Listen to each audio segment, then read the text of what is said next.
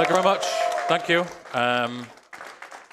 Welcome, everybody, to GTA Titan Vice. As Paulus has said, I'll give you a little rundown, but first, I would like to introduce my commentators. Because you can see, I'm by myself in, physically, but I have two commentators with me. I have MHMD. Say hi.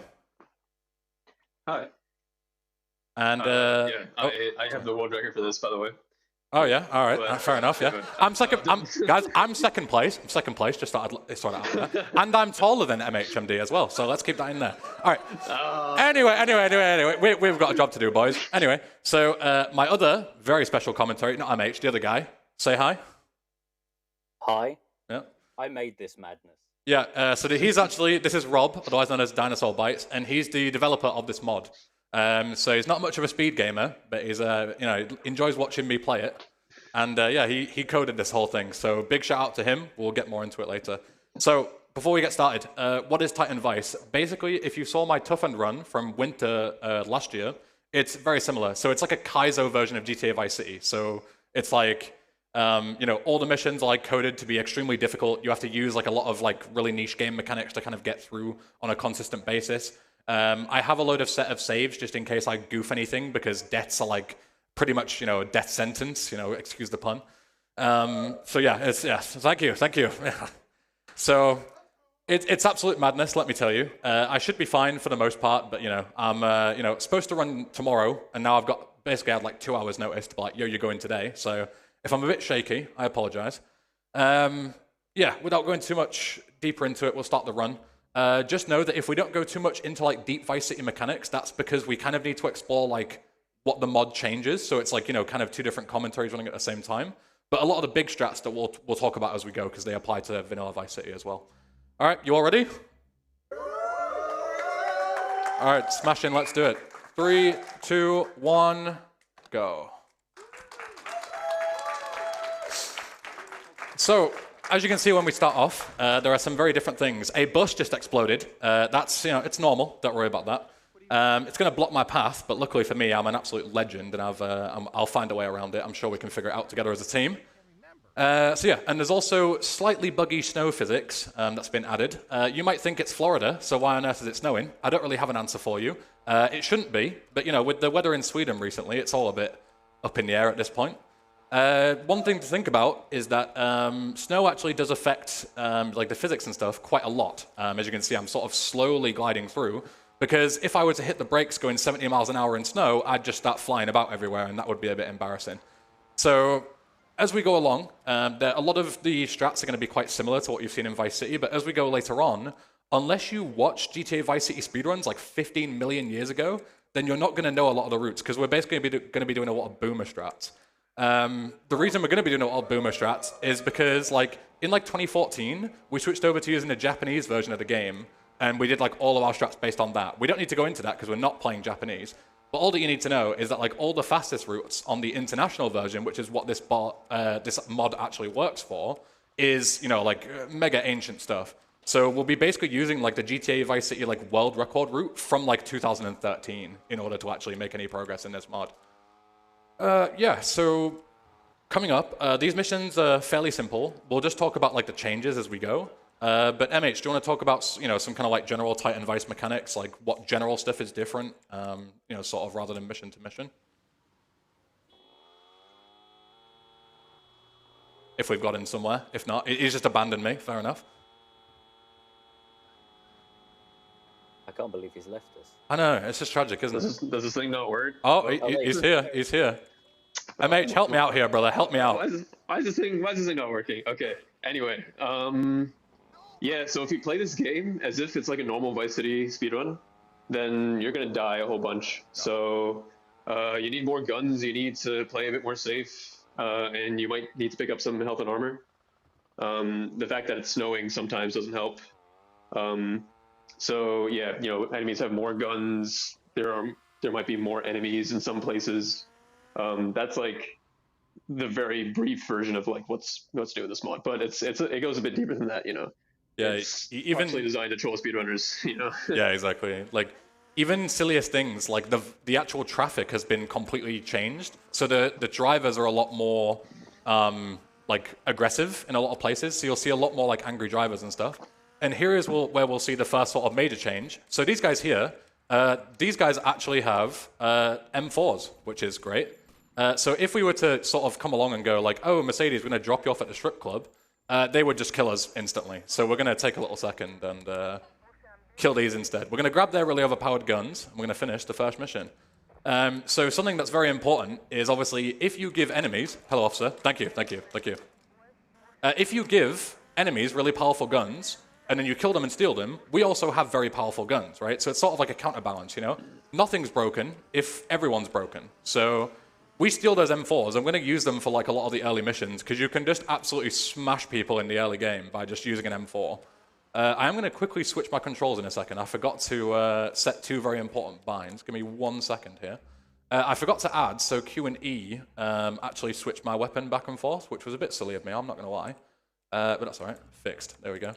There are going to be some bits later where like my mouse scrolling ability is probably not going to be super good. And if I don't select the exact weapon that I need, I'm just going to get absolutely nuked. So it's important that I fix that, even if it costs me a few seconds. So second mission, this one, the first half of the mission isn't particularly different. When we go to the Malibu, there's usually 2 guards that wait there. They're not usually aggressive onto you unless you have like a wanted level or something. I do have a wanted level, but regardless of whether I did or I didn't, they're going to be aggroed onto me anyway. The only thing that can kind of mess me up is they might shoot my tires, which is not good. But that's fine. Yeah, all good. And then the other thing is that the chef is in a slightly different position. So usually we'd fling ourselves down the alleyways to my left, but we're not going to do that because he's actually hidden behind this wall. So instead we're going to go down this alleyway and do him that way. See you later, sunshine. Nice and easy. We're going to grab the phone, and this is where it's going to change. So there are 3 chefs that chase you. 2 of them have stubby shotguns that will pretty much insta-kill me. So I need to turn around, kill them both as soon as I can, get running. This guy only has a pistol, so I don't care about it. And the chef is driving off with Lance's car. So now I need to snipe him. Got him. That's a hard snipe, by the way, especially when you have shaky hands. Because I am petrified, boys and girls. Let me tell you, I am. Woo, all these spotlights in my face, I am bricking it. Anyway, so hit that shot, thank God, because everyone would have absolutely bodied me if I didn't. And now we can go and get Lance and drive away. So yeah, basically, like as you can imagine, some objectives have been like completely rewritten. So instead of the tutorial in the vanilla Vice City game where you'd go with Lance in his car and drive and like learn how to buy guns and stuff, we're like obviously playing like a Kaizo mod, so we don't need to learn how to do that. So instead, there's that whole thing with the chef stealing Lance's car. But you know, if we're fast enough, we can snipe him out of the way. Otherwise, we have to chase him all across the map, and that's not good. MH, do you want to talk a bit about what I'm going to do here for the Jury Fury setup? Because this is where it gets a bit complicated. Yeah, so basically what Eben's about to do is he's going to do a big old setup to start the Jury Fury mission twice, right? Yeah. And so that's a glitch, a pretty big glitch. And normally you can't start missions twice, but if you manipulate the state of the game, you know, there's a variable that kind of determines whether you're like considered to be on a mission or not on a mission. So right now you can see like the L icon on the map. That's like kind of that's the mission. That's where the mission's at. So that means that you can start missions. That's kind of one easy way to tell. And if you like what he did just there, he used the vigilante mission, and he saved a replay over the save icon. Buddy. Sorry. Thank you. Sorry, go ahead and make sure I was in a bit of traffic there. Yeah, I see. And what the save icon does it temporarily like sets you to be on a mission and then not on a mission. So if you play, and you can pick up things in replays, by the way. There's a million things to explain. It's not an easy one. Yeah. Yeah. So if you start the vigilante side mission as you're like picking up the save icon, and you start the mission, it briefly sets the mission flag to on, and then it goes off again. Then you can start other missions during that mission, and then with a phone call, which also I also forgot to set my hold call key, so you've got plenty of time while I set this up. Give me 1 sec. Yeah. Okay. But go ahead. Phone calls also do that. So if you're on the vigilante side mission and you have a phone call ringing and then you cancel the vigilante side mission, then you can start other missions during the phone call. And then if you cancel the phone call after starting the mission once, then you can start the mission a second time. Yeah. and that's going to do some cool stuff once this setup gets set up. Yeah, I intentionally, give MH a lot of time by intentionally beefing this. Basically, all that I needed was I needed a certain key setup, but I didn't have it. So I need to go and do the setup again, but it's fine. I can just use a taxi instead of vigilante. It's not a big deal. Yeah, in slow motion this time. Yeah, exactly. So you can so kind of hopefully see what's going on here. yeah, exactly. It's difficult to sort of do it all at the same time because there's a lot of things going on. But it's sort of TLDR, as MH said. Is this always going to be done for like a nice easy setup to dupe Jury Fury? Don't worry about that sound. That's the bonus taxi mission inside Titan Vice. There we go. Now we have a call. Perfect. So yeah, that was all I set up so that I have basically like a glitched phone call that will allow me to. I'll start the Jury Fury mission, then I will cancel the phone call or answer it or whichever. It doesn't really matter. And then I will. I need to go and remake the closed replay as well. And then once I've done everything like that, I will go and start Jury Fury, and start Jury Fury, cancel the call, and then I can actually start it a second time. And Jury Fury has a weird thing where you have to destroy 2 jurors' cars or damage them. And if you start the mission twice, then basically what's going to happen is the cars are going to flip on top of each other, and it's basically going to allow me to the cars flip, they damage on top of each other because they hit each other when they land, and then they flip over and they both get damaged, and then the mission just passes instantly. So yeah, it's tricky to say, but as you can see here, I'm just doing a bunch of weird flippy stuff. Start the mission a second time, so there's 2 cars, 2 guys getting run over, 2 hammers, everything like that. And then, so we've just started the mission. And that's the mission pass, just like that. Yeah, it would be optimal to get onto that little moped before this cutscene starts, but it's already tight as it is in the normal game, but in Titan Vice, it's it's way harder a little bit by the cars, so it's it's extremely hard. Yeah, it's you have a matter of frames of leeway to get there, even with optimal movement. So I'm actually gonna take this car. In this particular scenario, it doesn't really matter what car I get. I need to retake that call that I canceled just a second ago. But as you can see in this game, in the mod, I can just take a call and immediately press F to skip it, it's like I'm playing San Andreas. So that's another benefit of the mod. That's one good thing. Usually in Vice City, if you were to play it normally, boot up on Steam or whatever, you have to listen to the phone calls in their entirety. So even if you use a glitch to cancel the call, it will just make you retake it a second time. You have to listen to it in order for it to count as taken, and you need to take phone calls to progress. So yeah, this is a bit chaotic here. There's usually guys throwing Molotovs and stuff at you. He doesn't seem to be this time, which is actually quite nice. Of course, the one time I'm talking about the chaos, this just looks completely normal. But yeah, basically the idea is that on fire? I can't see. Yeah, it's good. Basically, the change of this mission is that there's a big gate in front of you. That gate usually isn't there, and it's supposed to prevent you from going around the back, because the gate, it's also gated off on the backside. And Rob's original intention was to gate you off so you couldn't just shoot the vans and blow them up instantly that you can in the vanilla game. But Rob forgot that there's another glitch that you can use, which basically allows you to poke your weapon through any surface, including a gate. So if we stand at the right distance away from the gate, we can just poke our shotgun through and just blow them up anyway. So, unlucky, Rob.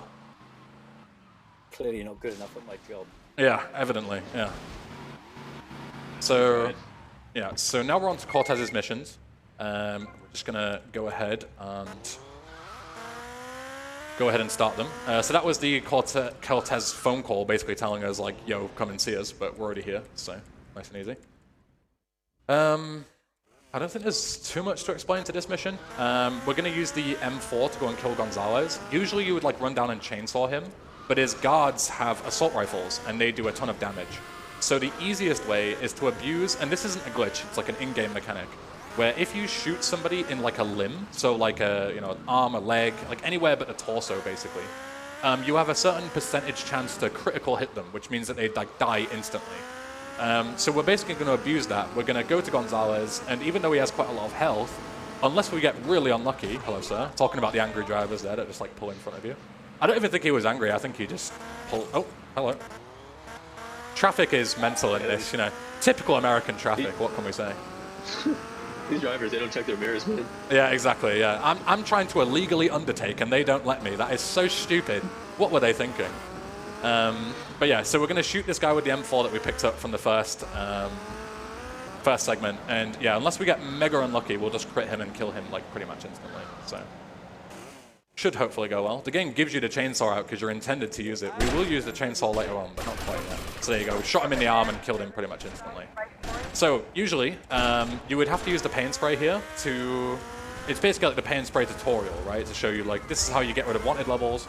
And then the mission passes once you've got rid of your wanted level.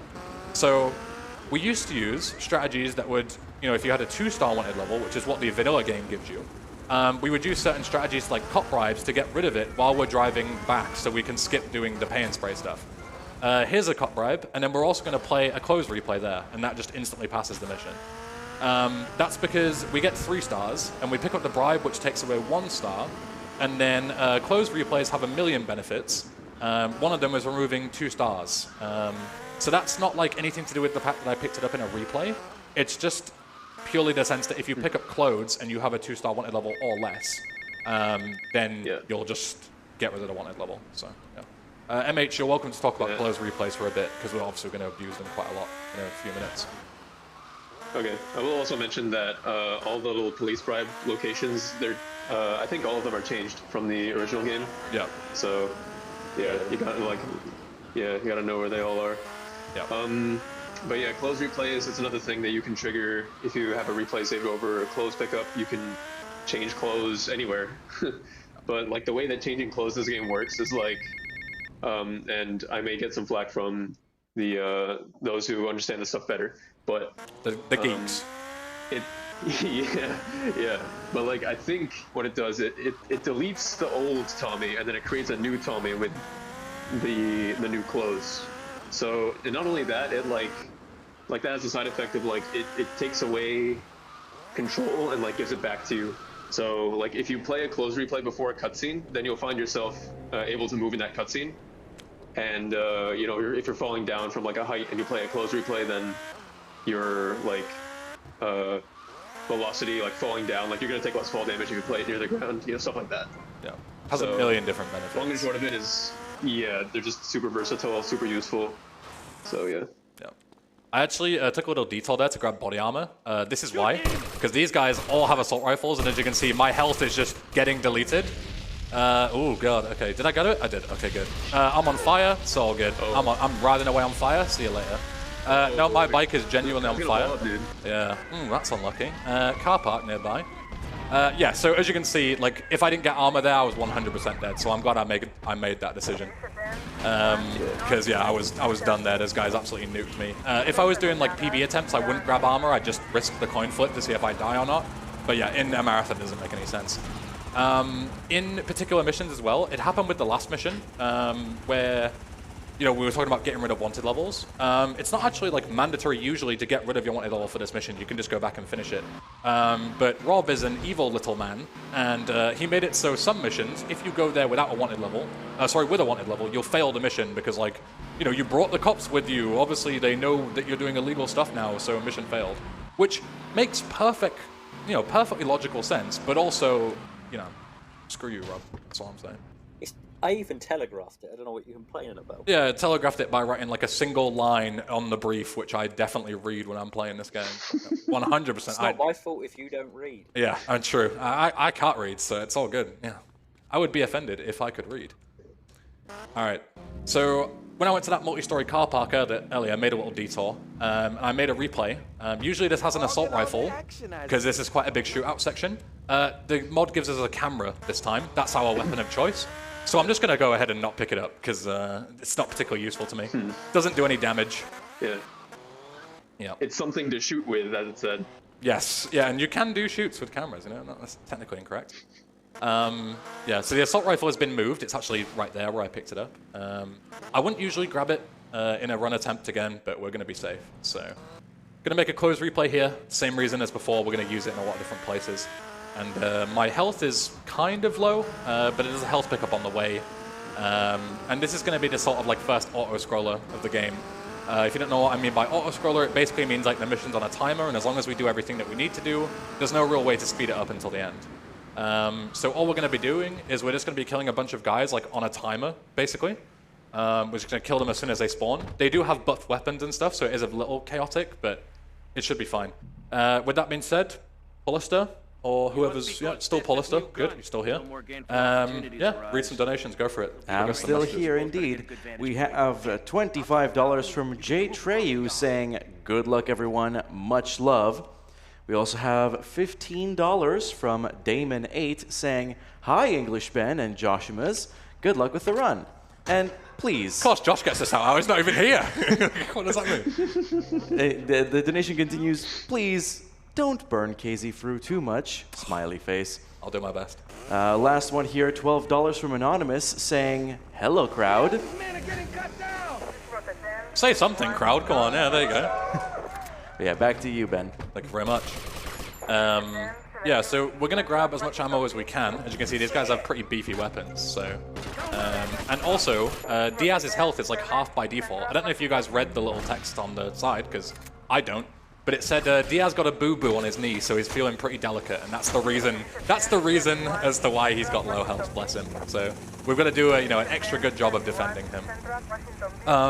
Right. So MH, do you want to talk about the sort of strat that we're going to do at the end of this mission regarding the close replay? While I nuke these last guys. Yeah. So yeah. Well, these guys have a ton of health, so you just crit them, and that bypasses that.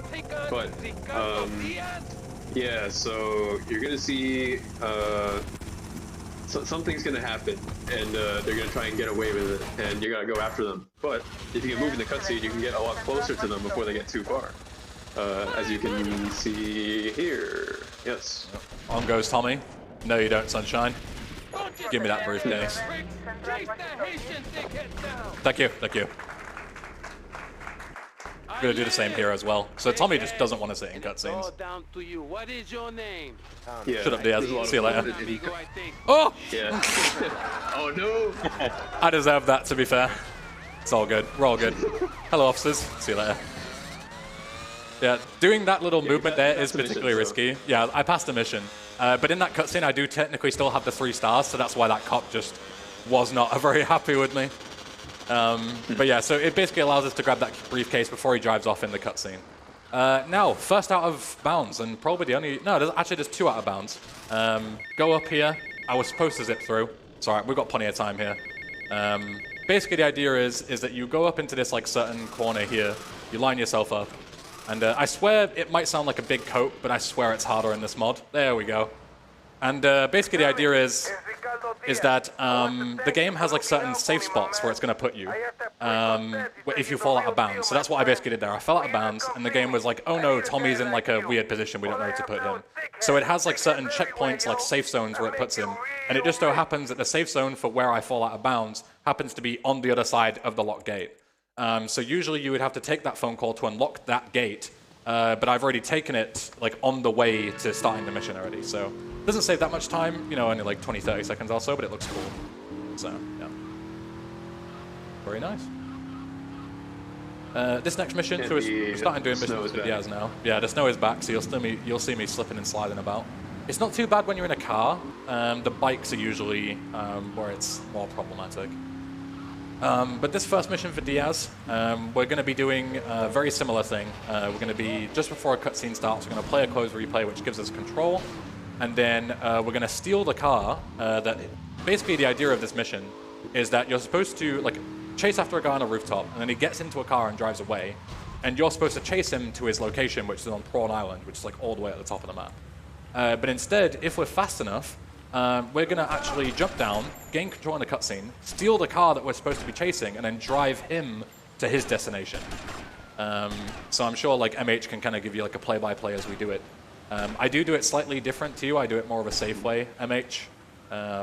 Just to kind of, I do it like a mega boom away, but it's all the same stuff, basically. All right, let's take a look. So yeah, first things first is you do a closed replay here, so you can set it up nice and easy in the cutscene here. You steal the car, and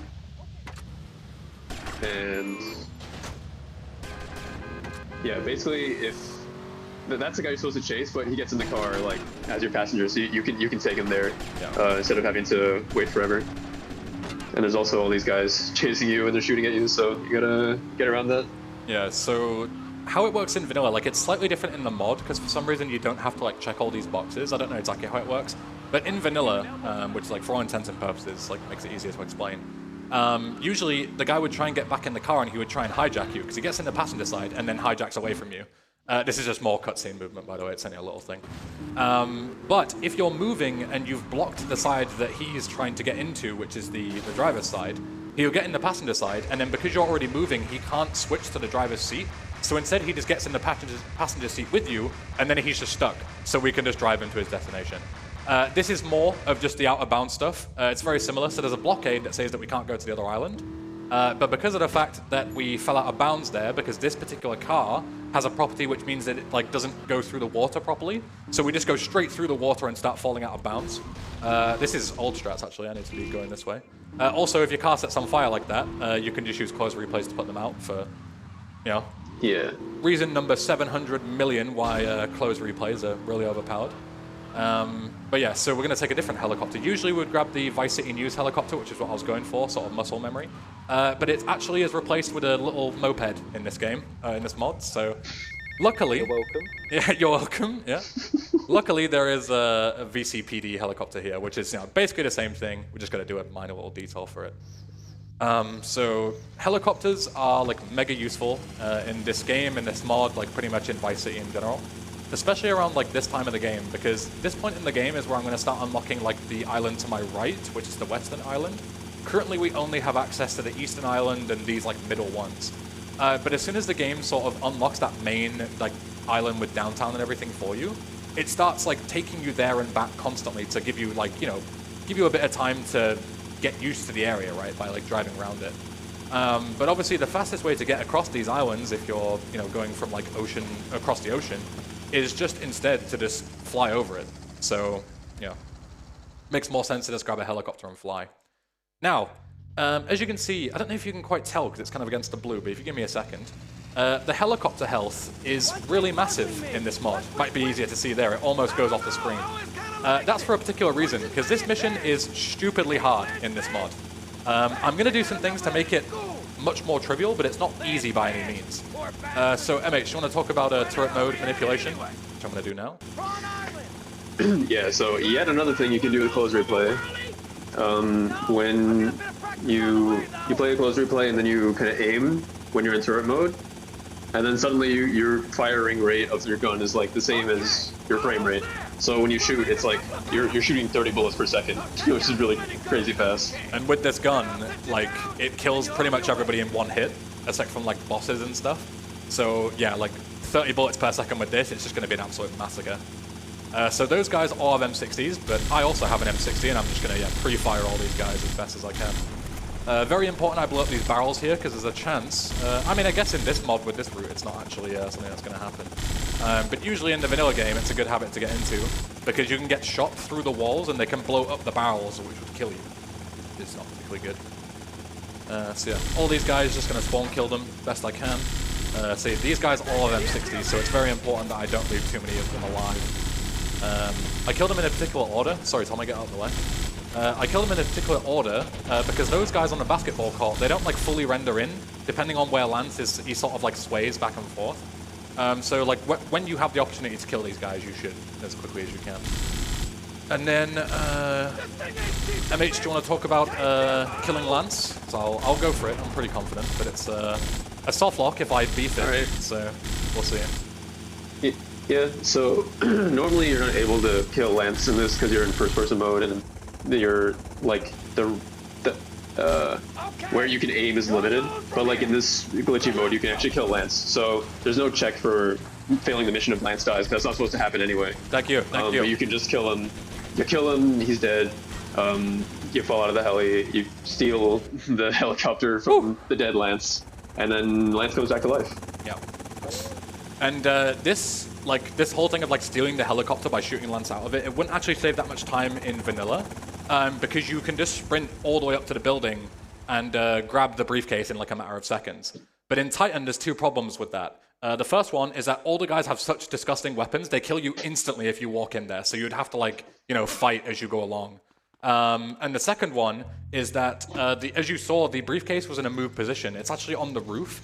and you need to like use something to get up there. So you're intended to take a PCJ, which is parked on Pawn Island, drive it up the stairs, up onto the roof, and then use that as like a building block to get yourself over. But that's obviously really slow. So stealing Lance's helicopter and flying all the way up there skips that entire second half. And yeah, speaking of more helicopters, making stuff really easy. So usually in Vice City, you can just drive over here and steal this boat really easily. Rob decided to put a gate there to stop you just driving in, but because we got that helicopter from earlier, I can just park it over there, steal it anyway. Nice and easy. Yeah, boomer strats for the win again. Yeah, exactly. I don't even know why I bothered. We'll always find a way around it, you know? It's never a way around. As you can see, there's a big sunken ship there.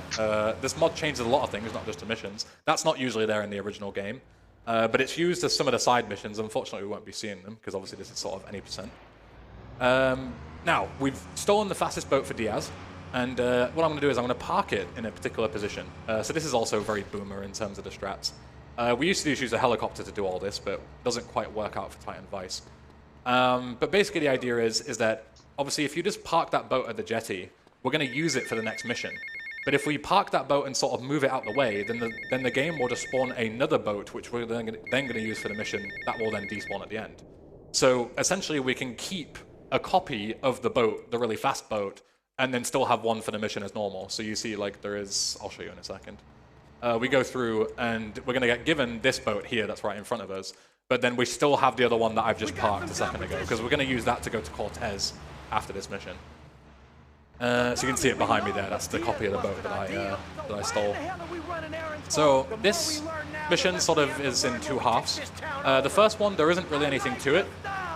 There is a guy here, so this is sort of like a, you know, to stop people being fast, but it doesn't kind of work. So there's a guy there on the right-hand side, and as you can see, he shoots me with a very overpowered weapon, but I just go around him. And then there is a guy here as well, and it says stop you taking like the fast route, and he shoots at you. But as we have basically infinite health, as you can see, because we can just keep playing the close replay to heal our car, we can just drive past him and skip that entire section anyway. And then we're going to get control here, and it's very important that as soon as I get control, I'm going to spawn in, I'm immediately going to activate turret mode manipulation again, instantly kill these guys. Because these gunners have M60s, and they would kill me instantly if I didn't kill them first. So yeah, very similar thing here where, like, you know, you have the really overpowered weapons, so do they, so it's insta-kill or be insta-killed. Those are your choices. So yeah. We destroy those two boats. Yeah. We've got a bit of time to chill. Sorry, MH, what were you going to say? Yeah, I was just going to say, like, you can kind of pre-play your way through all the damage, but yeah, if they do enough damage in between your spam, then you're going to die anyway, so you really need to take them out. Yeah, exactly. You can sort of, you know, like, when I say infinite health, it's not infinite, but it's like a way to, like, keep healing your car. But, sorry, your boat in this case. But it is possible for them to out-damage you if you get unlucky enough. So yeah. So we've killed everyone that is going to attack us. So now we're just going to be slowly taking the boat back to the end. So, Paulister, any donations, anything to say? Take it away, buddy. Absolutely. We have quite a few here. Go we for have $50 from Shoshi saying, cheers to all GTA speedrunners. Love watching you all. We also have $25 from Tryharder saying, shoutouts to English Ben and crew, making sure ESA always has a great serving of GTA. Thank you. Glad to have you on the first day. Good luck with the run. Thank you very much. Finally, $13 from Potato, and it says Potato. Very insightful. Thank you very much, Potato. And thank you for your donations, friends. Back to you. Thank you very much. So as you see here, we're doing the exact same thing. We get towards the end of the mission, and we just gain control in the cutscene. It says like, see you around, Tommy, and we're just off. So we're just off into the sunset. We're gonna grab, we're gonna pull up at Cortez's dock here, and we're gonna switch to the PCJ, which we're gonna use for this next mission. And this mission has sort of like a number of different things that are different with it. The number one thing is that it doesn't heal you. So usually, because you deal with the army in this mission, the game would usually heal you by default. It would set your health and armor to 200. Sorry, like 100 each. The mod doesn't do that, because why would it be nice? So we're just going with the 68 health that we have. It's probably enough. Oh, hey, tanks. Anyone get that reference? Anyone? Since everyone likes to talk about Joshua so much, you know. There you go. Even the developer can't stop talking about Joshimus. Now, there is a lot of like cool little Easter eggs like that in there. Yeah, so we're going to take the PCJ. It seems kind of slow, but there is a good reason why we're going to take it. So we're going to slowly make our way over there in the snow. And basically, this mission, we're going to steal a tank from the army, which seems like a very impossible task, especially with 68 health. And it is a lot more difficult in this mod, but it's not because of the fact that you steal a tank. That bit is still very trivial, because the way the game's programmed, it's very easy to like abuse the army's AI. But what is different is that the garage where you're supposed to take it is actually a completely different garage, and it's actually way further. It's actually all the way on the other side of the map. So we're going to basically steal a tank, drive it to a much further destination, and it has a detonation timer. So it has like a self-destruct timer. And yeah, so it's a lot tighter in terms of like the drive that we have to do. And also in the snow with 5 stars, it's not ideal. So we're going to park our PCJ in front. These guys are like, there's a PCJ in front of us. Let's just abandon and unlock the doors to the tank. So thanks for the tank, I guess, and off we go. Still in the tank, very trivial. But now we've got to get all the way onto the eastern island with these 5 stars, and we're going to drive across a bridge. And the bridge can, you know, it can fit the tank over there. But if you hit anything, you would be surprised. But the tank can actually flip really easily. And if you flip or anything like that, then you just go flying into the ocean, and that's no bueno. So, yeah. While I do this very death-defying stunt, MH, do you want to talk about the Cherry Poppers replay and what we're going to use that for later, and I guess why it's used? Yeah, so we say the replay over like a property purchase icon. You can't buy properties, but you can buy safe houses, but you can't buy like assets at this point in the game. But at some point, he will be able to, and that's another thing you can actually like activate and replay. So you can purchase stuff if you like you play the replay of it, and you press you have to press its default tab, the action key. You have to press it in like a kind of specific way to make it work, but yeah, you can buy it. And as long as you have enough money, you'll be able to buy it. You won't actually lose your money though, so you buy it for free, and you teleport to that location, which is quite handy for going fast in a lot of situations. Yeah, those are the sort of 2 uses. We're going to use it to teleport, and we can also buy the asset without worrying about any money. Because usually, obviously, in this game, you're supposed to do like a bunch of side stuff to get enough money to buy all the assets that you need. We're not going to do any of that, so it means that the routing for money and stuff is actually quite tight. We can't go any kind of shopping sprees or anything like that. Right, next up is... Thank you. Yeah, we made it across the bridge, so that's good. Cops are throwing spike strips at me, even though I haven't got a wanted level. That's just the way this game is. Sometimes it just doesn't let you do anything. So yeah, Death Row. This is the mission, fun fact, that I was actually stuck on when I was a kid. Never beat it when I was playing PS2. And the idea is that we have to save Lance from the scrapyard. So the scrapyard is, again, all the way at the other side of the map. And we need to get a helicopter. So usually we'd have a heli for this mission, like in vanilla. But as we said, like we can't really use a heli for those previous missions. I'm going to stop by and get armor really quick. Because even though Lance's health is like slowly going down, we have plenty of time to save him. If he gets beaten up a bit, so what? You know, at least we're saving him at the end of the day. So instead, a nice little handy-dandy addition. If any of you guys have played Vice City Stories, you'll know what I'm talking about here. There is actually, if we do a bit of parkour to get up to it, there is actually on top of the police station here, with a nice little jump. Ooh, okay, that's a nice. Really hard jump. Yeah, that is like, you have to jump 3 seconds later than you actually, than you think you have to. But yeah, there's a police Maverick here, Vice City Police Department helicopter. So this isn't here in the original game, but thankfully it's here in the mod, so we can use it. And it's in VCS, I believe, right? That's the reason it's there now. It's like a VCS reference. Yeah, cool. Yeah. Yeah. So Rob put a lot of different sort of like anti-speedrun things in here. There's a number of different ways that we can like sort of fly in and fly out, which is the idea to skip a lot of the gunfights.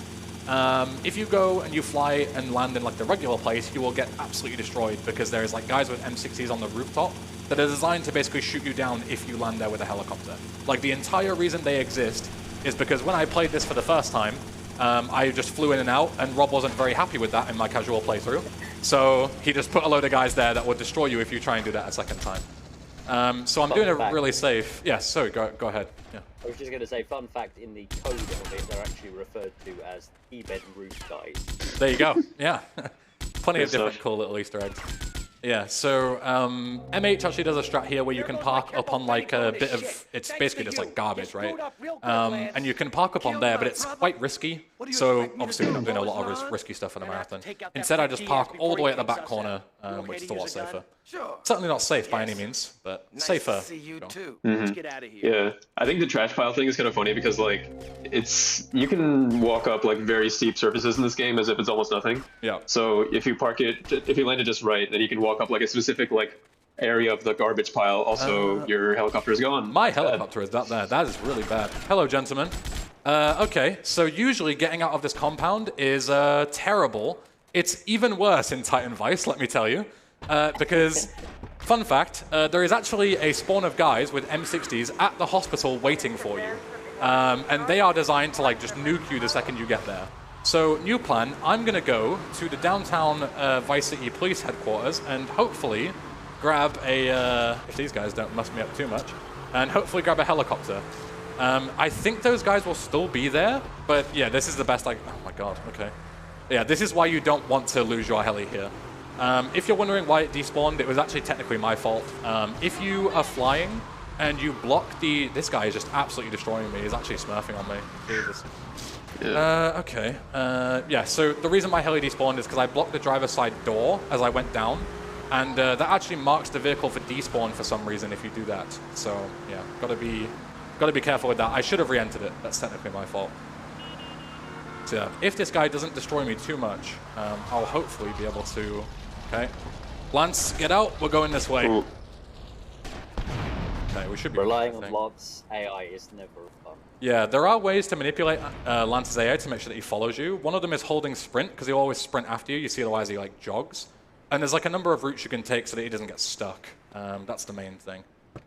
Okay, so those guys might be there, in which case, because usually if you were to fly over, yeah, I mean the developer knows. So, oh god, what do I even do here? Do I just try and nuke them with the M60 or do I just fly and try and land? You still have a cloak? No, I have cherry poppers. God, okay. Well, there's a nice rooftop from which you can do stuff from. I think I'm just gonna, honestly, I'm just gonna try and blow them up with the M60. I think it's my only chance. Yeah. Okay. Watch out for the guy in the other corner. Oh, what is he? I've never seen that guy in my life. Okay, are we good? We're good. Okay, thank God. Woo. Hey. This is usually not supposed to be a difficult mission, but of course, you know, like the way it goes, you know, sometimes like that. Lance is saved, yay, I guess. We don't like Lance in this. All right. So speaking of missions that are, you know, like usually not supposed to be difficult, this mission is supposed to be difficult. This is extremely difficult, actually.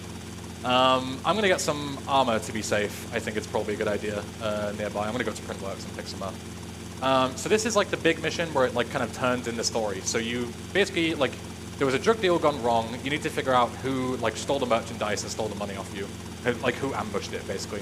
We figure out, excuse me, that it's actually Diaz who did that. So now we're gonna go and kill Diaz and all of his goons, and we're gonna take control of his mansion, and then we sort of enter like the second act of the game, which is like buying properties and all that kind of stuff.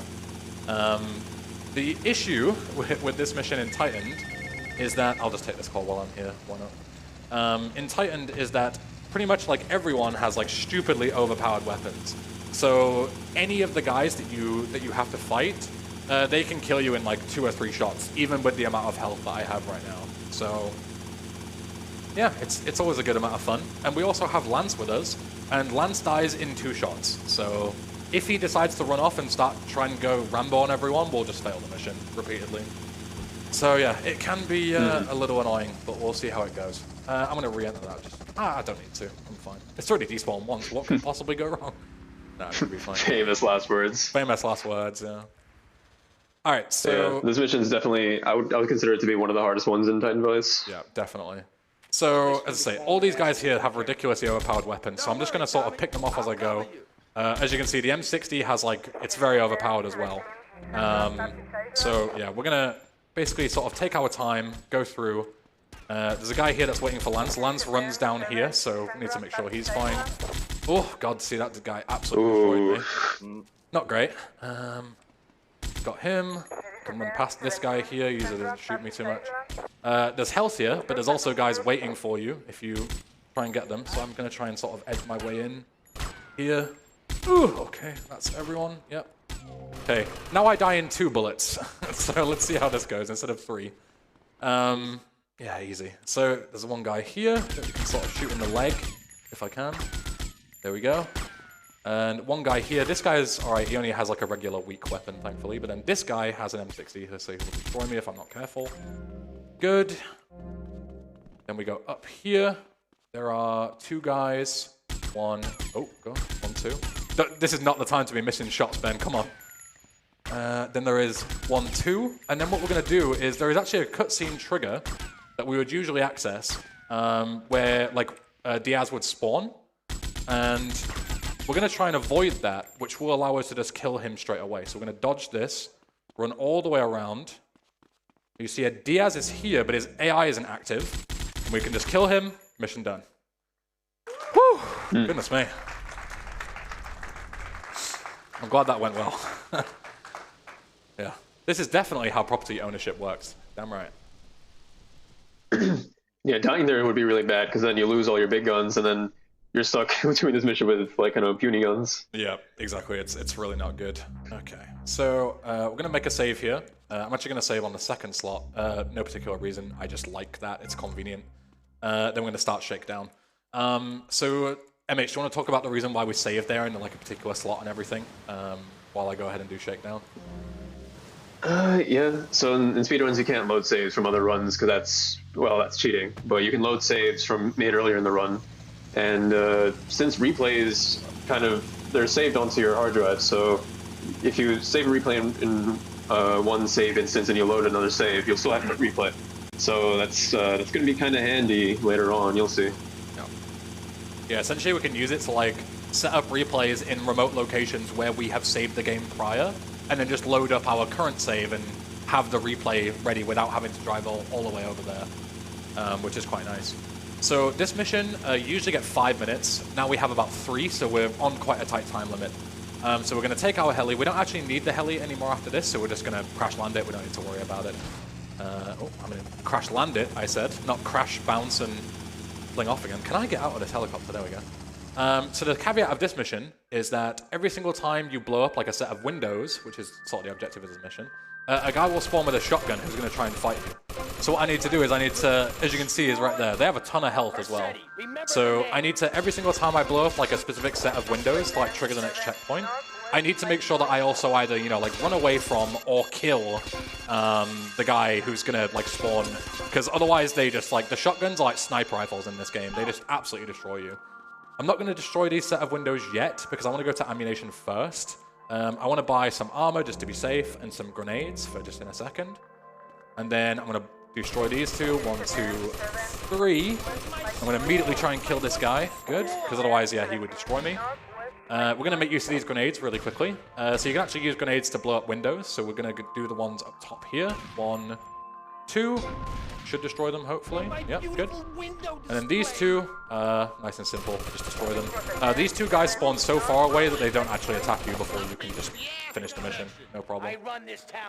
And that's mission done. Right. Remember when we made that Cherry Poppers replay? We've got 6 stars. I'm going to teleport away straight away. And I teleported out inside the mall. That's very important. It may seem insignificant, but trust me, it's important. So now because we're in the interior world, none of like the roads have spawned or anything like that. So I'm going to save the game here in this like weird void world. And then I need to get back to the mansion, right? And do you remember before, I saved in the 2nd slot inside the mansion. So I'm going to load that save. I'm going to come here. I'm going to make a replay over the save marker, which is going to let me teleport to the mansion by activating it. And then I'm going to load my current save. Bear in mind, I had a 6-star wanted level, and loading your save also gets rid of the 6 stars. Now, I've got to figure my way through this void and run to those gates without drowning. So I'm going to run across the road here. Should be going up. Yep, good. I'll take this call in the meantime. And then we're going to teleport Starfish Island inside, and then we can start the mission, all within the sort of interior world. As soon as we start the mission, it teleports us outside, and everything's fixed again. So all good. And that's basically how we can teleport around in a lot easier way. So we get rid of the wanted level. We teleport to the mansion without having to drive all the way back from the mall, which is really convenient. And we've also done a setup for another glitch for the mission after this one, which we'll talk about in a second. Yeah, the important bit with that whole thing here that's different than Vanilla Vice City is that you can teleport long distance using the buy replay, but like with the save warps, you have to be in the same neighborhood. Yeah. And you know the doors are kind of blocked, so it's kind of a hassle to get inside when you can't see anything, and it's also going to take forever. So yeah, completely. You teleport. Yeah. You teleport. You save. You do all that good stuff, and then you can just do that with 2 separate replays just by having another save handy. Yeah, I forgot to mention that. A big thing about this mod is that the doors to the Vercetti estate are completely locked. Even though you own the property now, it's still locked and it has a big like "No Tommy Allowed" sign on it or something. So yeah, I'm busted. All right, brilliant. Oh no! Cop just Shameful, man. Cop spawned out of nowhere. Yeah, good stuff. Okay. So usually what I was gonna do is I was gonna like load a save if I lost all my guns. I'm trying to think if I need to, if there's anything that I particularly need. I'm trying to think. It's kind of difficult to think off the top of my head as to what I need and what I don't. I'll be fine. Let's just continue. Because obviously, like, I don't really want to load a practice save. I want to try and do this in one go as long as possible. But obviously, losing my gun is pretty devastating. You still have the 2 saves from before, right? So. Oh yeah, true. What would it, yeah, I guess I could just save I could load the save from this one, right? This would make sense. Yeah. Yeah, and then just do the whole like replay setup. Or I guess you already have the replay, right? So. Yeah, I already have the replay even better. So yeah, let's just Okay, so we lose a bit of time, but not a big deal. It's better than loading a practice save and also, having to like re-get all of our weapons and stuff. So we'll do it again. I would say we only lost like a minute or so. It's not too bad. Right, so we start the mission a second time. The funniest part is that like, so you have the Infernus there, and the Infernus is like a really good car, right? And the only thing that's really better is the PCJ, that motorbike that I tried to steal. So I was like, oh, brilliant, the game gifted me a PCJ. That's so kind of the game. But I forgot that it also gifted me a police officer right there to immediately arrest me. And like, while you're getting on the vehicle, if the cop is stood in a certain position, he will bust you no matter what. Like, that's why I said, like, I'm busted. I couldn't get off in time. Like, my fate is already sealed by that point.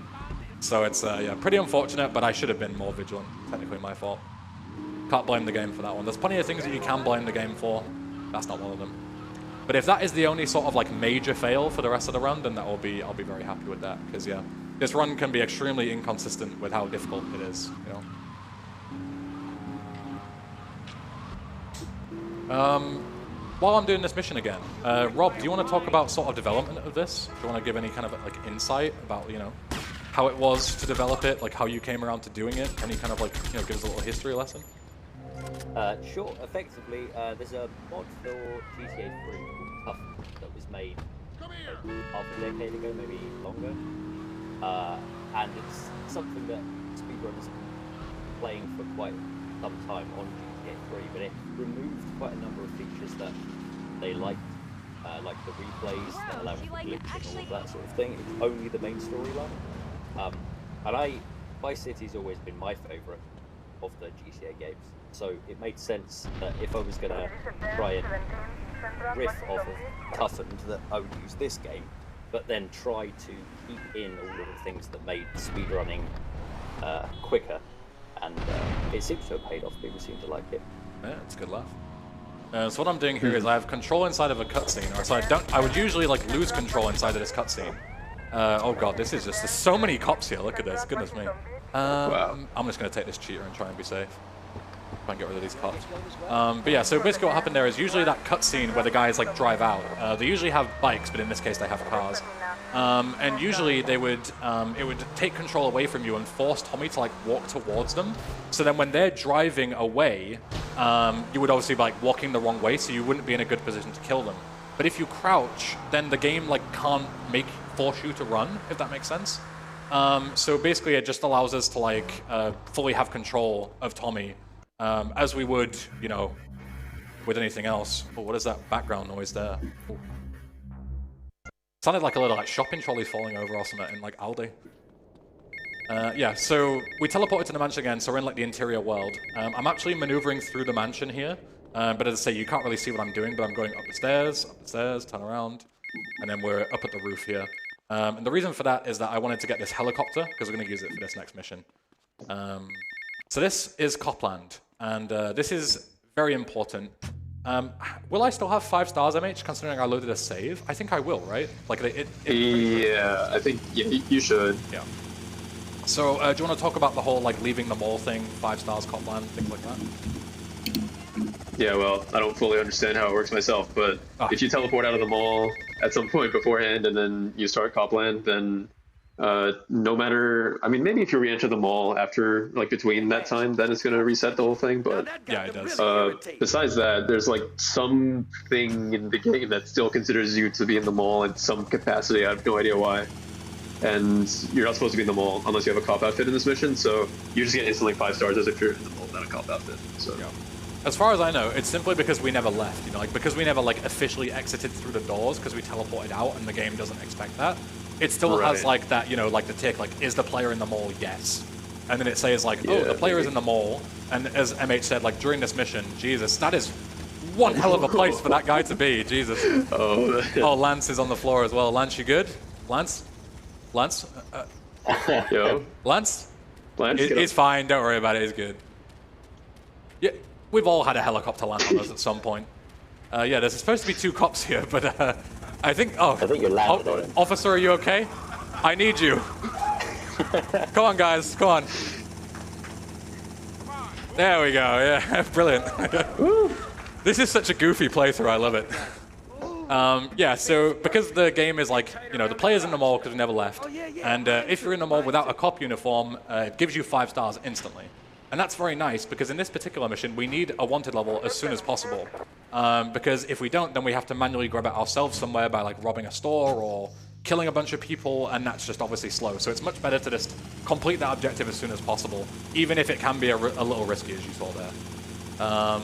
Yeah, it's mostly fine. Right, now we're going to fly to the mall. Again, this helicopter is very useful, because as soon as we sort of, you know, deal with everything that we're going to do at the mall, we're going to have 6 stars again. You even have 5 stars in the regular game. And that's not particularly good. Driving back would be extremely risky, but if you fly back, then you're pretty much, like, good to go. There's not really too much risk to it. There is a very particular gotcha moment here that I'll point out as we go. But there's actually a fake fail condition in this mission. So at some point when you plant the bomb in the mall, which is like the objective, Rob very evilly fails the mission if you do that. But it's not actually failed, it just says that the mission has failed. And then it says like, oh no, just kidding, actually run away before the bomb goes off. And yes, it's a good laugh. Nice way to troll speedrunners, as we talked about before. So, I'm going to walk into the mall, and these guys are aggroed onto me. So, I'm going to kill them hopefully as soon as possible. They do a lot of damage to you. It is very risky, so there you go. Mission failed. You left Lance behind. No joke. Seriously, run. And we just go and blow up the mall anyway. So, yeah. Now we need to get Lance and myself back to the helicopter without getting shot too much, hopefully. It seems good. Doesn't seem to be many people out here. Good. And now we hopefully get away without too much trouble. Sometimes cops here can just be like everywhere and they can just be super annoying. But no, we're mostly good. Good stuff. So, once we're done with this mission, we're going to get into like the sort of, you know, end game of this. The end game is extremely complicated. It requires, we're going to be time traveling, essentially. We're going to use a lot of like very buggy mechanics to essentially time travel Tommy and skip like the entire second half of the game. So, Paul Lister, you've got time for like 1 or 2 donations, say 2, and then we're going to get into some real technical stuff, okay? Okay, I'll try and be as quick as possible. Go for it. We have $14.20 from a tryharder saying, I don't actually have anything to say. I just need a donation reader on call long enough to help me skip a mission IRL. This should be long enough. Thanks. We also have $5 from Soviet saying, good luck to English Ben, and shout out to Poker and his famous pajama pants, able to grace ESA for yet another year. Thank you very much. Yeah, thank you, and back to you, Ben. Thank you, thank you. So, MH, you are the unfortunate soul that is going to explain a lot of this. First off, Boatyard Instapass, go for it. Okay, so you know how you can start missions during other missions, right? We went over this early on. Hopefully you remember. But what if you start a mission while you're on a different mission? Some crazy stuff's gonna happen, Sometimes the game will crash, but sometimes if the okay. So in the mission code, there's a bit that says you passed the mission. So if you're at that like length of the mission in a different mission, and then you start the other mission, then you'll skip to the part where you pass the mission. All right, like does that make sense? It should, right? No, not at all. But continue. All right. All right. Yeah. I knew it would make sense. I told you. Yeah. So you're good. But You're good. This just so happens that if you start taxi and then during the taxi mission you start the boatyard mission, you'll instantly complete the boatyard mission. So that's pretty fast. Yeah. I'm gonna buy the property first.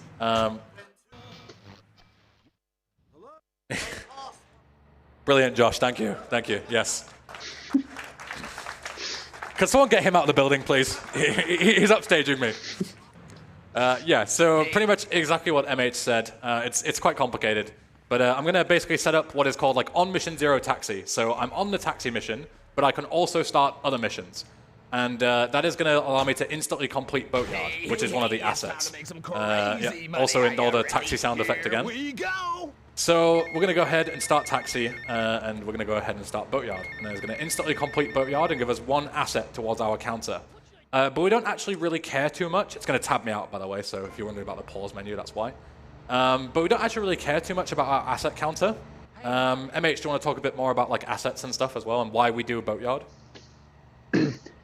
Yeah, so to activate the final 2 missions, like the condition is you need to have 7 assets, and two of those assets need to be the mansion missions, which we already did, and the Printworks missions, which we're going to do.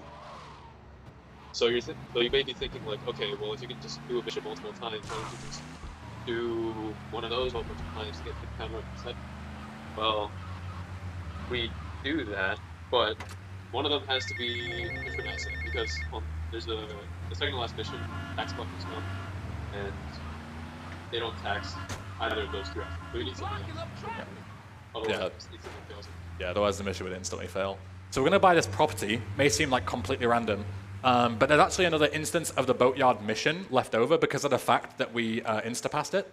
So if we were to go and like buy Printworks, which is the next thing I'm going to do, the game would crash because we would sort of set up like an insta-pass scenario, but those 2 offsets don't line up. Like the Printworks and Boatyard would just crash the game instantly.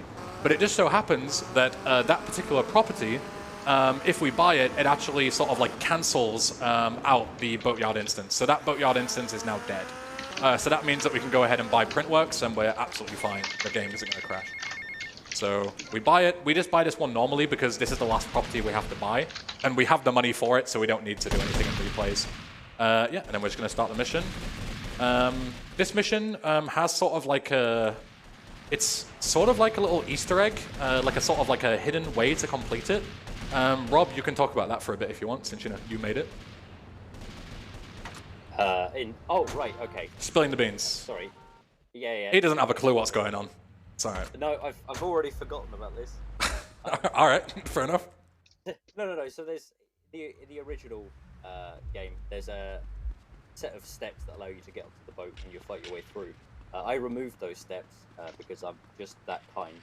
But there is a new container hanging off the back of the ship that if you run past a guy with a big gun and steal his boat, you can then drive to the back of the boat, to the back of the ship, sorry, climb aboard, making some risky jumps over water, and that's how you get the boat. Yeah, exactly. So it does actually kind of benefit us because of the fact that we go around the back, usually, and this is in the vanilla game too, usually there would be like a set of infinitely spawning enemies that we would have to fight our way through, which is obviously, fighting through infinite waves of enemies is pretty annoying and pretty slow. But because of the fact that we go around the back, there's only a particularly few set of guys that we have to kill. We have to kill them. In vanilla, you would just run straight past them like they don't even exist. But in this, they have grenades and M60s and stuff, which is again really overpowered weaponry. So yeah, we're gonna have to fight them. So we're gonna bail off our bike there. We're gonna kill this guy. This guy is sort of like a hint to get this boat. Why would you want to get that boat? Because we're gonna grab it and we're gonna. As you can see, this is the sort of hidden way to get on the boat, the container here. Now, this is sort of a weird thing. Doesn't really matter too much. It only saves a little bit of time. Actually, this setup might not even need to do it. Let's see. Yeah, this is fine. Okay. Usually, what I would do is I would sort of like teleport onto the mainland there, and the only reason why I do that, this guy doesn't. No, he's fine. Yeah, the only reason I would do that is because if you try and get into off a boat in this game, there's actually a mechanic where because there isn't any enter animation or anything, and you can't easily get off the boats. The game basically has a thing where it's like, if you're trying to get off a boat and you land in the water, and you're also near a jetty, which I guess this container is counted as a jetty, then you can just teleport onto the container. But it just so happened that, I was able to just jump on normally. Right, more Joshimus references, good stuff. Joshimus found this strat all the way back in 2007 or whenever he started playing this game. Hold a specific set of inputs and you can just jump all the way off the boat. We still do that even in Titan, so yeah. Shout outs to Joshimus. My bike has gone miles away, Jesus. Officers, all right then, fair enough. Didn't want to get on the bike anyway, guys. It's fine. I'm gonna learn my lesson this time, and I'm not gonna try and get off and immediately run away. I'm gonna shoot these guys that could possibly bug me off. Oh. Officer, he's just embarrassed for me. Oh my God, these guys are just it's just chaos. I'm going. All right. So anyway, you guys, we can edit that out in post, right? This. Who put that there? This whole thing needs wiping in post. Yeah, so I actually dodged the spike strip there, which I would rather not get my tires popped, even if it minds falling off the bike for a little bit. This is one of the missions where we absolutely need to get rid of our wanted level, otherwise we would fail it. So we could go straight back to the Printworks, but we're gonna take a little stop off at the Pay and Spray on the way back, because it's just a convenient. It's right next to the Printworks, so we're all good. Right, now, this is going to be a time where we're just going to sit and wait for a couple of minutes. And you would think, why? MH is going to tell you why, because again, he's got the terribly long explanations. Sadly, it's not a time for donations, because there's a lot of stuff to explain in the couple of minutes while I'm going to be waiting. So, MH, the floor is yours. Go for it. All right, so replays are cool, right? And the thing is, they're very buggy. You already know this, but they're even buggier than that. So if you pick up a rampage, you get a 2-minute timer. You have 2 minutes to complete it, or if you don't complete it, then you fail. So if you have a replay that's over 2 minutes ahead, in-game time, in the future from where you are, then it's gonna, it's just gonna fail the rampage instantly. So you can. So if you have a replay over a rampage and it's over 2 minutes in the future of your in-game time, then you basically just have an on-demand, on mission, on-off toggle, which you can use if you use them skillfully. Then you can start. You can duplicate a mission multiple times. So that's exactly what we're gonna do here. Yeah. The biggest problem with this is that in order to start, so we need to start the mission and the rampage at the same time that we're going to be duping. We're going to be mass duping a certain mission to get a load of assets, because when you complete the mission, it just gives you +1 to your asset counter, right? And we're going to complete it a handful of times, and it's just going to give us however many times we've completed it, times that, just add it onto the asset counter. But the problem is that the only way to really quickly start missions and start it with the rampage is to do what we call man duping. It's a bit of a silly term. Basically, the idea is that you jump into the marker and you just play the replay at a certain frame timing, and if you time it correctly, then the rampage starts and the mission starts at the same time. And that's what we're going to do, and we need to do that 5 times in a row to get all the instances that we need to do. The problem is that even if you do that frame perfectly, it's not actually consistent. So everything in this game is based on pickup cycles. So there's certain milliseconds or frames or whatever. Whatever monkey terms that people talk about, yes, this frame is, whatever. Basically, the game only checks that you've picked something up every X amount of frames, right? So even if you do the frame perfect timing for picking up the rampage, if the game doesn't want you to because of a bad cycle, you just won't pick up the rampage and you'll start the mission without it. And if you do that, then we have to do it all over again. So yeah, it's both the pickup for the rampage and the pickup for the mission are completely on a cycle that you can't predict if you're a human being, because obviously I'm not millisecond perfect all the time.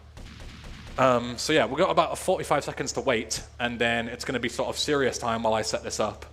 Because even once I've set this up, we might crash the game doing a number of silly things, because obviously like, we're starting a load of missions at instances, which can make the game very unstable.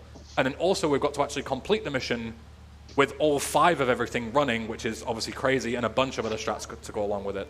So yeah, I'm going to wait about 20 more seconds, and then we'll be sort of serious time.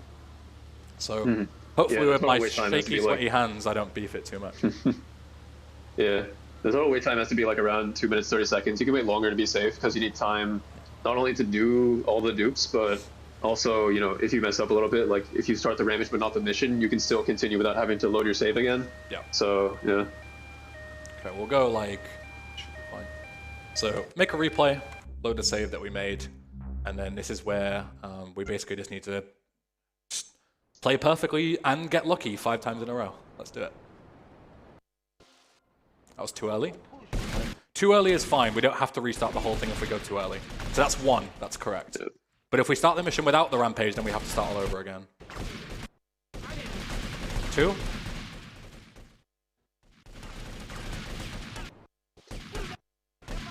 Too early. 3. There is just a mass gunfight going on there. That's not great. Yeah. Too early again. 4. All right.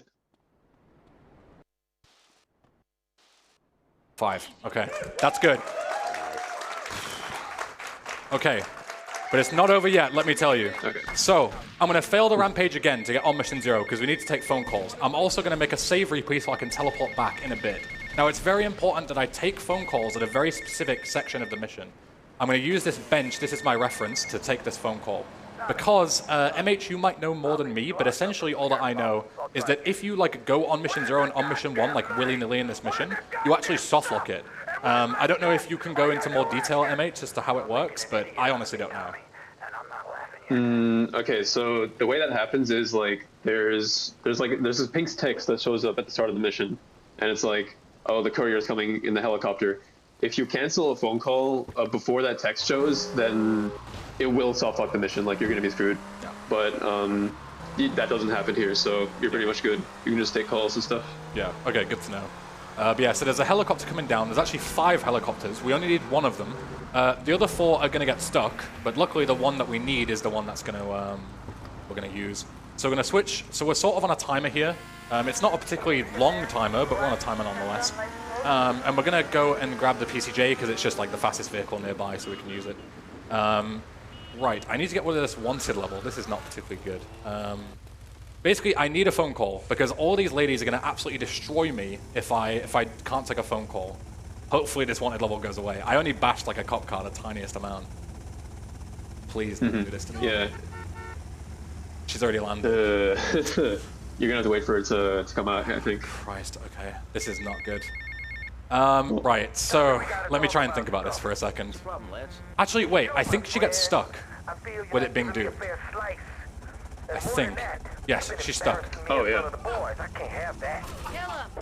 Nice. Okay, thank God. All right, so there's a bunch of women that would usually shoot me because they're not very happy with me. But because I'm on a phone call, that basically has a thing to say like, you know, because you're on a phone call, nobody's aggressive towards you. So that's the reason why I'm not getting shot. Also, I'm overlaying this particular dialogue line. And I'm just like playing it over and over again because it actually overwrites the dialogue, but it still counts the call as being taken. Okay, so we've taken that call, which is a really long call.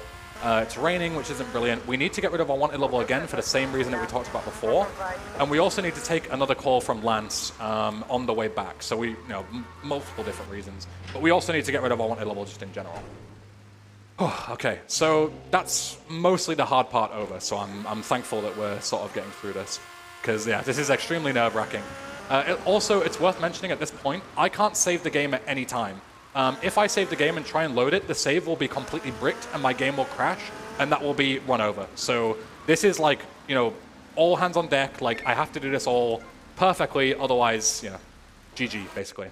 So we take that call from Lance, skip it, use the save replay to teleport back right away. And now we have the PCJ for Cap the Collectors, which is another extremely difficult mission, and I'll let MH talk about that one. Yeah, so I think I was trying to explain it, but then some weird stuff happened with my mic, I guess. Yeah. But yeah, you kind of need the boatyard asset so that you don't instant fail the collector's mission, because there's only a certain set of assets that they tax, and if they don't have any places left to tax, you just fail the mission. So if you have 0 taxable assets, you insta fail. And the boatyard, you can insta pass it if the taxable asset, the print works, and the mansion are not, even though you need those to complete the game. And this also gives you no cap the collector. Yeah. And this gives you some time to chase after them and get to the boatyard before they tax it. If they tax it, then the mission just fails. It's difficult in the snow, but you can do it. So yeah. It's definitely doable, but it's really hard. Even with me knowing where they're going to be, and exactly I have the fastest vehicle in the game and everything like that, I'm only going to have 2 or 3 seconds of leeway to get down there and kill them. And also there's twice as many people as usual, and also they all have brutally hard weapons. So as you can see, they're already here as I get in. I'm going to park my bike in a little particular way. So they don't actually aggro you until you shoot them. So I'm going to sort of line them up and then shoot them all as we go. Okay, good. Now, and the other problem with this mission is that you also get a ramping higher wanted level every single time you kill a set. So we're going to be driving up and sort of meeting them as they come down past us and shooting them and blowing them up. But as you can see, the police are already being a huge pain, even though I only have 2 stars. And then we're going to get 3 and 4 stars, etc. And it's just that plus the snow. It's pure chaos, let me tell you. This mission is not consistent at all. You can die on this mission, yeah. Or get busted or anything really easily if you're not careful. Yeah. So I'm slowly sort of driving forward. Yeah. And I'm just going to stop just before these guys get here, and I'm just going to snipe them. They crashed, which is good. Makes it snipe a bit easier. But yeah, we're just going to... Oh my god! All right, well, there goes my bike. Oh god. Oh my god. Yeah, speaking of, hello, bike. Can I please have this? Thank you. You're cheating, man. You're cheating. God. Hello. Oh god. Whew. Okay, well, thankfully there was another bike there for me. Otherwise, I don't know what on earth I would have done. Oh god, this is... Yeah, it's not over yet by any means. But as soon as we blow up these last guys, we'll be pretty much done. And then we'll be on to the final mission, which is equally as brutal in terms of its difficulty. So let's get these last guys. Done. Nice.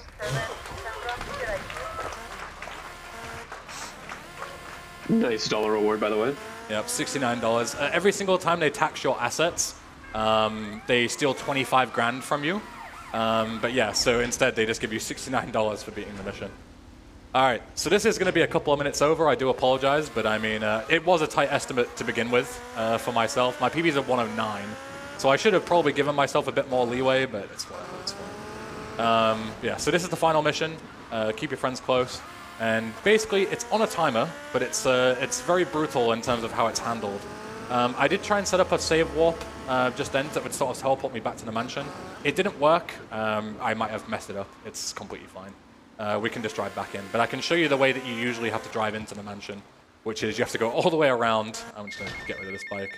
We're going to take the call from Lance that says, come to the mansion. We've got, something to do. And yeah, this will be the final mission. So basically the way the mission works is it's on a timer. You start the mission, and 60 seconds after the mission starts, Lance spawns, and you have to kill him because he betrays you, spoiler alert. And then 60 seconds after that, so 120 seconds after the mission starts, then Sonny spawns, and he's like the final fight, right? And you have to deal with him. So I'm going to run out, and I'm going to immediately run and cower in this corner. And the reason is because this is the only place where you are safe from these guys. These guys spawn immediately, and they have stubby shotguns. And when I say, I'm not being dramatic, if one of them shoots you, you are dead, 100%. Because they shoot you with the stubby shotgun, you fall over, and then they just shoot you while you're on the ground. So you're just 100% still knocked to death. So as you can see, these guys are trying to get aggro to me, but if I sit in this really particular spot, they just run up and down the stairs instead. So we're chilling until Lance spawns. And this mission, usually, in vanilla, you just chase him up to the rooftop and you fight him, and you just kill him there and then. Rob actually designed a whole section where he actually flies away in a helicopter, and then you have to grab a helicopter with guns to shoot Lance down, and then you come and fight Sonny. But In the same way that we can skip it in the original, we can actually skip it with a slightly modified version in Titan as well. So it says go to the safe and defend it. That means that Lance has spawned. I'm going to make sure this guy's dead, because otherwise he's going to be a bit of a problematic guy. So here's Lance. And basically the way it works is he starts running away towards the rooftop, but only once we go towards him. So instead, what I'm going to do is I'm going to immediately sprint away and be at like the edge of his radius. I'm going to kill all these guys. And I'm going to just shoot Lance from this distance. And as you see, he just drops dead like that. And I'm going to run right back to my hidey hole. And I'm going to wait. This guy's throwing a grenade at me. Okay, we're good. And yeah, I'm just going to sit and camp. These guys, as you see, these guys have grenades and stubby shotguns now. So this is even more chaotic. And we're just going to sit and chill until I forget what time it was. I'm supposed to keep an eye on the timer to see when Sunny spawns. I'm going to give it like another 10 seconds or so just in case. But when we fight Sunny, that will be time. So I appreciate everybody coming and watching the run. Apologize for coming a couple of minutes over. I really should give myself more generous estimates. But it should be Sunny now. Yeah, it's GTA. Yeah, it's GTA for you. You know, you saw all the chaos that happened. It was madness. All right. So, and one more thing before I go, I have a little video for you that Rob made, just as a sort of message to everyone who enjoyed the run. So I'll leave you with that. That is time. GG. Thank you. Thank you. So, there's custom credits in this mod, but it has DMCA music, so we're going to skip over that, unfortunately. It has Ice Ice Baby in it. But if you want to play this mod for yourself, you can find it on GTA forums. Thank you to everyone who, of course, What does it look like? came and watched. Everyone behind me, thank you very much. Everyone at home, thank you to Rob and MH for joining me on commentary. You guys did awesome. Much appreciated. And yeah, more than a pleasure. So, the original plan with this little movie that I've got for you is it was supposed to be a custom intro in the game. Like, we overwrote the intro file, so I would restart the game and it would play. For some reason, it doesn't work on these PCs, so instead, we're just going to play the file for you, okay? So, yeah, I'll leave you with it. I won't say any more. So I'll close the game down, and here is Tommy with a message to ESA. Hey there, ESA. Tommy Versetti here. Just wanted to thank you all for stopping by, for supporting the charity, and to ESA for having me. Turned out to be a little more difficult than I'd first imagined, but what are you gonna do? Anyway, if you fancy taking on the challenge, why not download the Titan Vice mod and try it for yourself? There you go. Thank you, Tommy, and thank you, everyone. Lovely, lovely showcase there, English Ben. That was a lovely run. Thank you very much. And great, great skill. I'm going to speed read a few donations that are relevant to this run. So yeah, you go can for it. Yeah. Get all the jokes here. So we have Fresh Ridgy with $20 going, good luck on the run. Tesla Live 14. I mean, Ben. Still wondering on how you're in chat and running at the same time. Weird. We also have $20 from Cafe Ella saying, not $10,000, but big man, big W. Let's go, Ben. Thank you very much. We have $5 from Shoshi19 saying, hey, Josh, you played VCS. You might want to support him with your knowledge. We also have $100 from The Survivor saying, here's a bit to help. Good luck to all the runners. $25 from Kisanchu saying, I love ESA. It's one of the highlights of my year, and I'm super pumped up for this one. Good luck to all the runners and cheers from Brazil. And finally, for you, $5 from George of the Jungle going, Ben, watch out for that tree. Thank you very much. We're going to have a quick intermission, and after this, it's going to be Lego Batman 3 Beyond Gotham. So keep those donations coming and stay tuned. Thank you very much.